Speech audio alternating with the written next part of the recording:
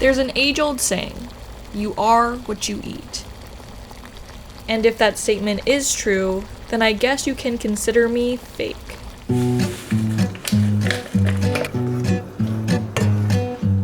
Being someone who grew up in suburban America, it's a surprise to no one that my life has been dominated by brightly colored boxes and sealed packages.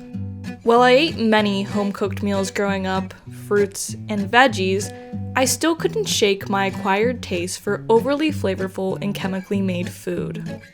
As I got older, I tried to combat this, learning to cook for myself using real ingredients, but things still slipped through the cracks. My biggest betrayal happened, however, when I realized a kitchen staple wasn't even just overly processed, but not even slightly the food it's pretending to pose as.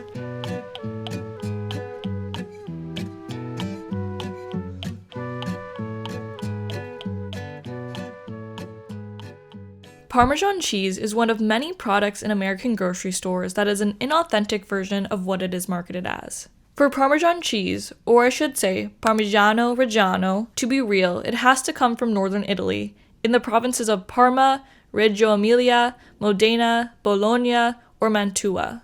However, I would bet that most people don't know this, or most people don't really care. We've become accustomed to choosing the products with the best marketing, or the ones where the business paid top dollar to have them center row and eye level for you to choose with ease. And I can't help but feel that I've fallen for this time and time again over choosing products that are actually best for me. So I set off on a mission, not only to understand how we got here, but to test out if my palate, which has been warped by years of eating taste bud shocking food, can tell the difference between real and fake Parmesan cheese. I came to Italy! Just kidding. I'm in a parking garage in downtown Chicago and we're going to Eataly. Let's go. So Eataly, basically it's like an Italian grocery store. You can buy a whole bunch of different shit. So if there's one place there's gonna be real Parmesan cheese, it will be in here. Not by a window, but you can see this here. I'm also gonna buy, I have a gift card for my uncle for $200, so we're gonna be spending the whole fucking thing. When you go into Eataly, it kind of feels like an Italian Disneyland combined with a mall food court. You can take classes here like making pasta or drinking wine, you can eat at little food vendors or restaurants, and you can also grocery shop. It's full of Italian imported goods, gorgeous pasta and meat, and even fresh fish, something that at times can be hard to come by as a casual grocery shopper in Chicago. It's one of those days where I'm like reading, but I'm not reading, so this is gonna make this hard to finding real Parmesan. So I'm not seeing any Parmesan, but I'm a little scared to go and talk to the guy. Okay, also right now, it's really not that cold. It's only like 20 degrees right now, which isn't very bad in Chicago, but it is snowing so much right now outside. There's like no one to hear at all. Usually this place is like bump and busy. So we found the real Parmesan. I'm gonna go with a fatty block. You can tell it's real Parmesan because it's Parmigiano Reggiano, DOP. It's like that little indicator. Italy, $38. Holy shit. Should we get It's on sale. I know, I think we need to get more than one though. Yeah, well, we got a gift card. I got a gift card. I don't know if like how wine pairings work, but Parmesan comes from northern Italy, so we're going to get a northern Italian wine. The way I will be buying it though is based off the cutest bottle. That one's kind of fun. Shopping is complete. Now we're gonna look at some scenic views before I make some dinner. It smells like shit, get me out of here. When we think of grocery shopping, stores like Eataly don't often come to mind. We instead usually think of places like Aldi, Trader Joe's, or whatever regional store dominates your area. These stores often contain more prepackaged food than fresh, aisles of frozen foods that imitate the original, and junk food as far as the eye can see. Don't get me wrong, grocery stores are a feat of innovation. In modern times, we would not be able to function without them. But their innovation also brought inauthenticity. This story starts with World War II. Well, actually a little bit before World War II, but I thought that was like a better jumping off point. In 1918, the first self-service grocery store was opened. It was called Piggly Wiggly. What we think of as now a boring task of walking around, comparing and buying different items was a revolutionary idea. Around this time, refrigeration was becoming more reliable. Products were being produced that could withstand long travel, opening the possibilities for what you could have in a grocery store. Also, the reason I mention this history in the context of World War II is because it was a main contributor to canned, packaged, and powdered foods being steadily and readily made. It's also relevant because World War II was one of the main things that pushed the idea of the American dream and suburbanism, which was a key thing in making supermarkets popular. As people began to move out of cities and become more reliant on cars, supermarkets had to be in larger buildings with even larger parking lots. And with larger buildings and more people traveling to come to these supermarkets, they had to be filled with more food and a larger variety of food. Around this time, foxhole cuisine went commercial. Foxhole cuisine being something that started in World War II. These were quick to prepare products like TV dinners, cake mixes, etc., which is something we are all very familiar with today. Then came along Joe Coulombe, not sure, but he was the founder of Trader Joe's. He foresaw with the introduction of the Boeing 747 that international travel was going to become way more popular, pushing people to want to have more exotic food easily accessible to them when they're home. So he began to stock his market with this exotic food, eventually branding it in its own Trader Joe's way. Like, the reason that everything at Trader Joe's is Trader Joe's brand is obviously intentional, but he is someone who has done it best. This desire to have exotic food quickly became popular, pushing other brands to follow suit. Kraft tube Parmesan cheese quickly became popular right around like here. So while it was before Mr. Trader Joe's time, I think it was an early indicator of what we were to see in supermarkets everywhere. Obviously, this is not the entire history of grocery stores because I would take forever to talk about when you talk about supply chains and like small innovations that literally change how everything worked. But I think that this is a good enough timeline for what we're talking about, and that is Kraft Parmesan cheese.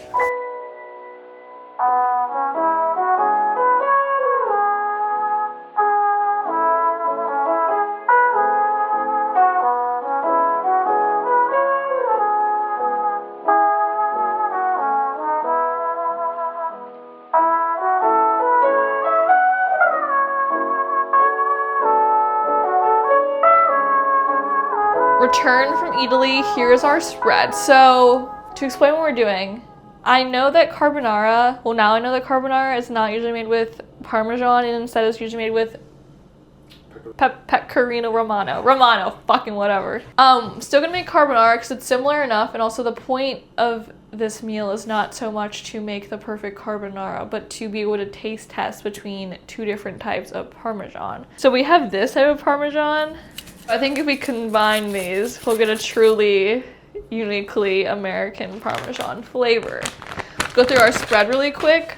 They didn't have any fettuccine, so we got tagliatelle, pretty similar. Fresh pasta, because a girl loves fresh pasta. We have our 2 pieces of parm that will be probably annoying as fuck to grate. Some pancetta, this bottle of wine, whoever he is, and then eggs. That's all you really need for carbonara. So we'll crack this open.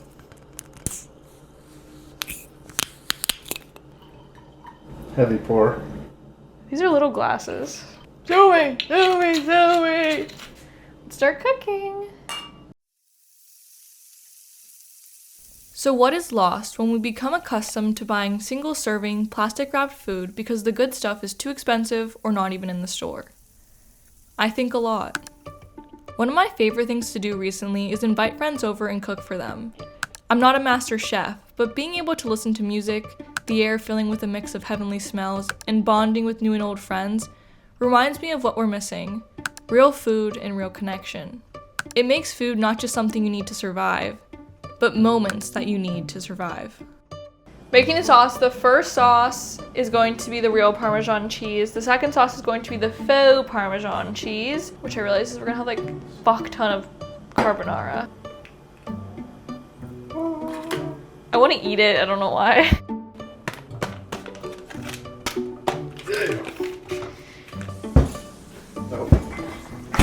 Yeah. Measure with your heart. kind of what I feel like with cooking.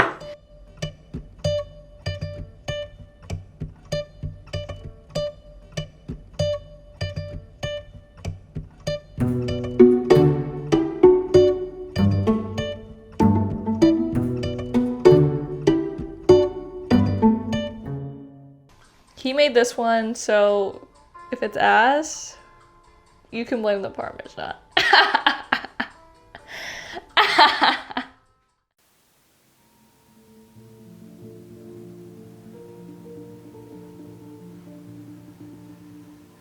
When I think about my grocery shopping habits, I would be lying if I said I wasn't easily swayed by marketing and my mood rather than choosing what's best for me to eat. And I would bet most people are similar.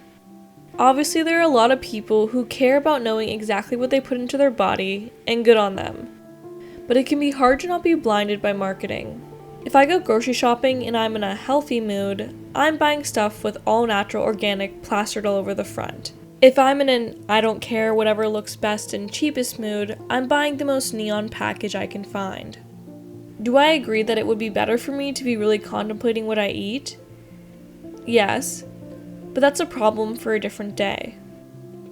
Thinking about food inauthenticity today has me thinking a lot about food marketing in general. And in particular about the lawsuit that Poppi had a few years ago because they had misleading marketing on their cans and boxes. If you don't know what Poppi is, it's kind of like a soda or like a sparkling water. Honestly don't really know exactly what Poppi is, but it's pretty good. Either way, the reason that they were sued a few years ago was because they had good for your gut health as the branding. But that Poppi kind of got me in the throat there. But their good for your gut health was kind of their selling point for the product, which the lawsuit determined was not the case at all, actually. And the main and most damning evidence that this is not actually good for your gut health is because they determined that you need to drink at least 4 cans in a singular day to have any gut health improvements or like effects on you.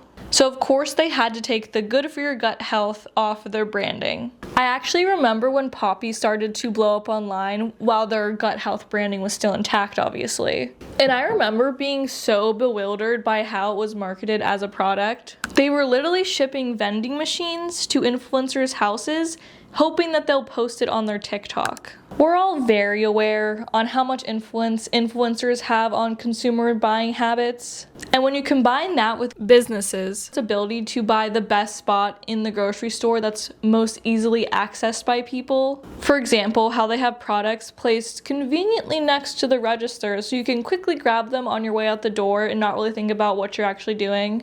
And it makes me think, do I even really choose what I buy? Of course I do. If I'm going to get ingredients for a pasta, I'm going to get the pasta, the cheese, the sauce, whatever that may be. But I'm not usually looking at each individual can of pasta sauce, for example, and examining exactly what's in the ingredients, or if the top shelf one would actually be better tasting than the middle shelf one or the bottom shelf one. I'm just going with usually the middle because it's right there and I'm gonna grab it. Even the other day, obviously I knew I was making this video, but the other day, hold on. The other day I bought a fucking Lunchly. Yes, was it kind of with the idea that I could eat it on camera and be like, ew, it's gross. But also, when I was looking at the Lunchly, I was kind of like giggling about it, thinking about the Paul brothers and Mr. Beast or whatever. And clearly I was tempted to buy it. For good reasons, maybe not, but I did. I guess I might as well. I didn't actually intend on eating it. I was kind of hee-hee-ha-haing, and then I brought it home and I'm like, that looks fucking nasty.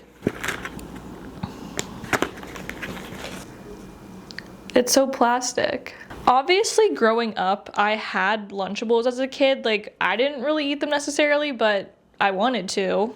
So I don't think it's necessarily a new wave thing since the 90s, 80s, whatever, to have this plastic ass food.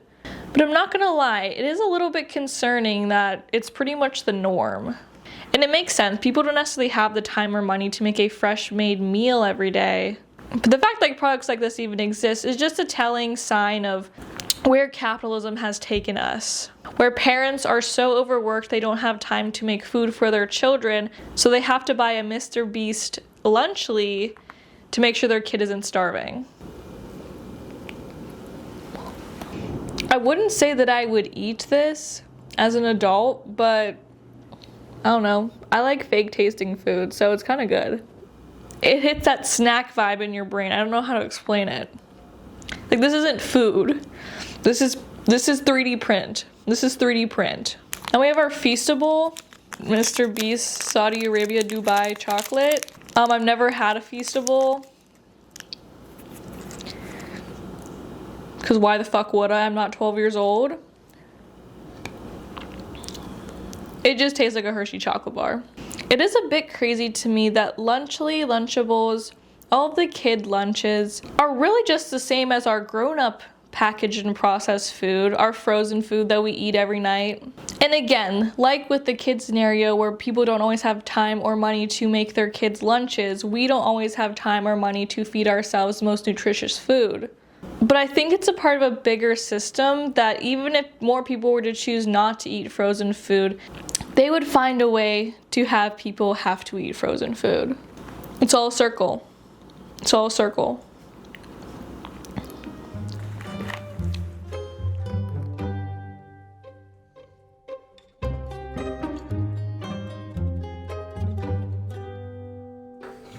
You remember which one is which? Fat ass plates. Okay. 2 plates. Wow, these look exactly the same. I know. Yeah. So I'm starting with the right plate.